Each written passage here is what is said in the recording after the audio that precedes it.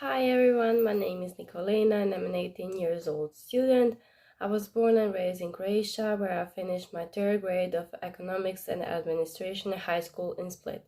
I've always been interested in traditional fashion and arts, and that is why I made the video about bag lace, which is a perfect mixture of art and tradition. I hope you guys enjoy.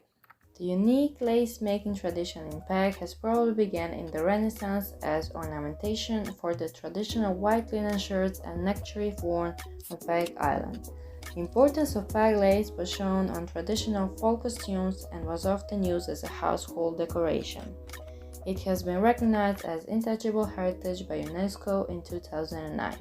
Lace making requires a needle, thread, good hands, and lots of time. It starts with coming up with the designs, which are actually handed from one generation to another. Therefore, it makes it even more personal to us creations.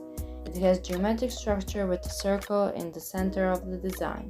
The result is a piece of handwork that is delicate as a snowflake but stiff and durable as well.